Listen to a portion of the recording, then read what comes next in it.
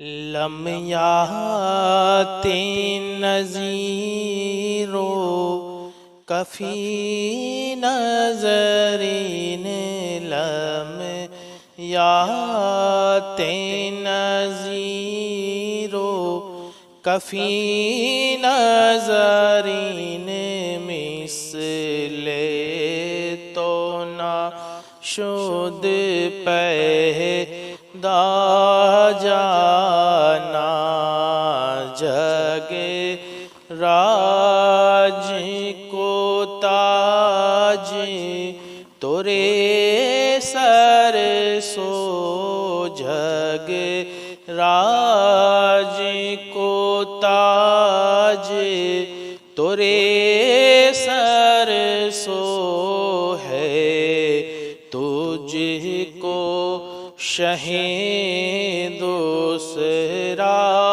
جانا۔ کچھ تلوں کا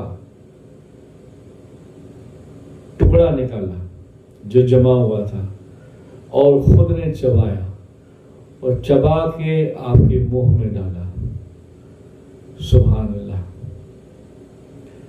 بس جیسے منہ میں ڈالا حضور کریم ناز نور تو تھے ہی نور ہو گئے۔ ایک کھلی کے ٹکڑے کا آپ کے جسم میں جانا کیا تھا، پھر دوسرا ٹکڑا آپ نے کھایا تو حضور کریم ناز مسکرا کے کہنے لگے اتنا، تو آپ نے کہا یہ تمہارا حصہ تھا اور یہ میرا حصہ ہے جو آپ کے دادا پیر نے مجھے عطا کیا تھا اور کہا تھا ہمارا معین جب بھی ملے اس میں سے آدھا تو مجھ سے دینا اور آدھا تم کھانا۔ حضور کریم ناز نے کہا یہ کون حاجی شریف؟ کہا یہ آپ کے دادا پیر ہے، وقت آنے پر وہ بھی معلوم ہو جائے گا۔ سبحان اللہ۔ پھر آپ کے جانے کے بعد آپ پر ایک دیوانگی، ایک کیفیت، ایک سرور، ایک مستی ہمیشہ چھائی رہتی تھی اور دنیا داری سے دور دل ہو گیا۔ دل رفتہ رفتہ دنیا سے نفرت کرنے لگا۔ پھر ایک دن ایسا بھی آیا کہ آپ نے اللہ کے رسول کے نام، اللہ والوں کے نام، جو کچھ بھی آپ کے پاس تھا سب اللہ کی راہ میں خرچ کر دیا اور دین کی تعلیم کے لیے آپ ترکستان کی سرحد کی طرف، سمرقند اور بخارا کی عظیم الشان دارالعلوم عالمگیر کی طرف ہجرت کرنے لگے۔ سبحان اللہ۔ راستے میں بھی ایک ایسا قصہ ہوا، درود پڑھے اللہم صلی علی محمد وعلی آل محمد۔ دو رہزن، دو بدمعاش قسم کے آدمی نے آپ کو دیکھا، نور کی شکل، بھولے والی شکل کو دیکھا تو کہا ارے بھائی کچھ ہے کھانے کو، ہم بھوکے ہیں یہاں جنگل میں۔ تو آپ کے پاس کچھ کھانا تھا؟ آپ نے کہا ہاں ہے۔ سارا کا سارا جو کھانا تھا آپ نے اسے دے دیا۔ دونوں نے کہا آپ کھاؤ، کہا نہیں آپ کھاؤ، آپ کو بھوک لگی ہے، کھانا نہیں کھایا۔ غریب نوازی بچپن سے ہی تھی، لنگر کھلانا بچپن ہی میں سے تھا۔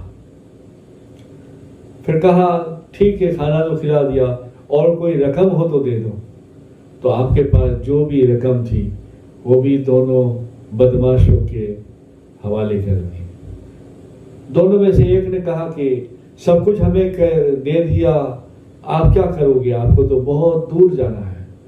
کہا اللہ جب جنگل میں تمہیں کھلا سکتا ہے تو اللہ میرا بھی خیال رکھ سکتا ہے۔ یہ توکل تھا۔ سبحان اللہ، سبحان اللہ۔ وہ دونوں شرمندہ ہوئے، دونوں کو یہ ہوا کہ ہم نے یہ بدماشی کی ہے، یہ اللہ والے ہیں۔ معافی مانگی، تائب ہوئے، مرید ہوئے، دوست ہوئے اور بخارا تک آپ کا ساتھ دیا۔ سبحان اللہ۔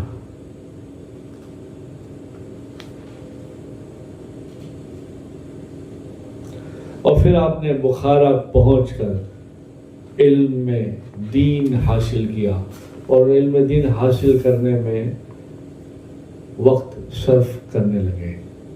پھر آپ کے استاد مولانا حسام الدین رحمۃ اللہ علیہ نے آپ کا دستار فضیلت عطا کیا. حضرت مولانا حسام الدین بخاری خصوصیت کے ساتھ قابل ذکر آپ کا آیا ہے کہ آپ خاص آپ کے استادوں میں سے ایک استاد تھے. آپ کو دستار فضیلت عطا فرمائی. 23-24 سال کی عمر میں علوم ظاہری تکمیل کے بعد صفائی قلب کا خیال آیا. صفائی تو تھی اور اس میں نور بھرنے کا خیال آیا. تو اس آرزو میں آپ پھر جو ہے بے قرار ہو کر سفر میں نکلے.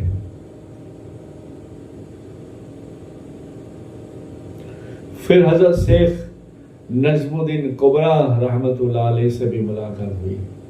آپ نے وہاں پر بھی تن من دھن سے تعلیم حاصل کی اور خدمت کی اور حضرت شیخ نجم الدین کبرا رحمۃ اللہ علیہ سے نعمتیں حاصل کی. 15 دن رہے اور پھر حضرت خواجہ معین الدین ہمارے خواجہ غریب نواز وہاں سے نکلے اور سنجر سے روانہ ہو کر غریب نواز حضور غوث پاک کے قصبہ میں تشریف لائے. قصبہ جودی کے دامن میں آباد تھا جہاں طوفان نوح کے وقت حضرت نوح علیہ السلام کی کشتی آ کر رکی تھی. زیارت سے مشروف ہوئے. حضور غریب نواز نے دعائیں دی، بشارتیں دی اور آپ وہاں رہے. ایک کتاب سے ہے 6 مہینہ یا 8 مہینہ 6 دن رہے. بہت کچھ حاصل کیا. اس کے بعد میں حضور غوث پاک نے دعائیں دیتے ہوئے آپ کو روانہ کیا. پھر اس کے بعد مرشد کی تلاش میں نکلے. حضور غریب نواز مرشد کامل کی تلاش میں دست جبل کوہ بیاں شہر جنگل بیاباں تلاش کرتے کرتے کرتے ایک دن منزل مل ہی گئی. آپ ہارون علاقے میں جہاں عثمانی ہارونی رحمۃ اللہ علیہ کے افروز تھے وہاں جا کر آپ سے ملاقات کی. وہاں پر بھی ایک چھوٹا سا قصہ نور کا کرامتی آئی کہ آپ جب خواجہ عثمانی ہارونی رحمۃ اللہ علیہ اپنے مریدوں کو لے کے بیٹھے ہوئے تھے اور تصوف طریقت مراقبہ ظاہری باطن علم کی نور کی شعائیں نور کی باتیں آپ اپنی زبان سے لوگوں کو کہہ رہے تھے، دین کی تعلیم دے رہے تھے کہ اچانک آپ کھڑے ہو گئے اور ایسے زور زور سے سانس لینے لگے. لوگوں نے کہا کہ یہ کیا ہوا حضرت، حضور ایسا کیوں کر رہے ہیں؟ آپ کھڑے ہو گئے اور حضور غریب نواز نے دیکھا کہ تعلیم لوگوں کو دے رہے ہیں مرشد پاک اور لوگ تعلیم حاصل کر رہے ہیں تو آپ مجمع میں نہیں آئے نہ مجمع میں بیٹھے. دور سے آتے آتے آپ ایک درخت کے سائے میں چھپ کر بیٹھ گئے ایسے اور دیکھنے لگے. جیسے بیٹھے دیکھنے لگے ایسے بڑے سرکار خواجہ عثمانی ہارونی رحمت اللہ علیہ رضی اللہ تعالیٰ عنہ کو کیفیت ایک ہو گئی. آپ زور زور سے سانس لینے لگے. لوگوں نے کہا حضور کیا ہوا؟ کہا ہائے ہائے سبحان اللہ، کہا آج مجھے میرے معین کی خوشبو آ رہی ہے. سبحان اللہ. اور ایسے کر کے کھڑے ہو گئے، سب بھی کھڑے ہو گئے. پھر آپ نے آواز دی معین الدین ظاہر ہو جاؤ.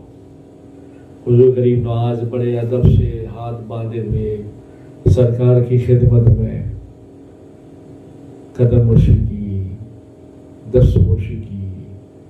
وہ جو خواجہ عثمان ہارونی نے بڑے پیار سے آپ کو بٹھایا اور پھر ایک جملہ بولا، سبحان اللہ، وہ یہ تھا، معین الدین آ گئے، ہم آپ کے ہی انتظار میں تھے.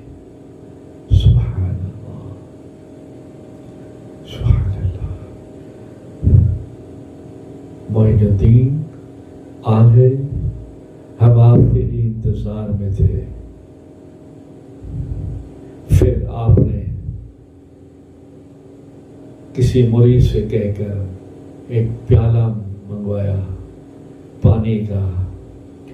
پھر آپ نے کچھ پڑھا، پھونکا، کہا لو معین پیو اس سے. جیسے ایک جام آپ نے اپنے پیر و مرشد کے ہاتھوں سے پیا، پی کے ہی حجابی عظمت سامنے دکھائی دینے لگے. مگر اس جام سے بھی آپ کو تسلی نہ ہوئی. شاکی دریا دل نے دوسرا شاگر بھرا اور کہا معین الدین اسے پیو. سبحان اللہ. ہاں، آپ کو اچھا نہیں لگا؟ مجھے بہت اچھا لگا، کیونکہ ہمارے گھر کی بات ہے. سر آنکھوں پہ سارے اولیاء، سر آنکھوں پر سارے اولیاء، اور میں تو کچھ نہیں ہوں، ان کے در کی مٹی بھی نہیں ہوں کیا، مگر ایک اپناپن لگتا ہے نا. یہاں پر ایک چھوٹی سی بات آئی ہمارے ہی اپنے ہی سلسلے کی، اور سارے لوگوں کے لیے کام ہے، تو سب کا ہے یہ.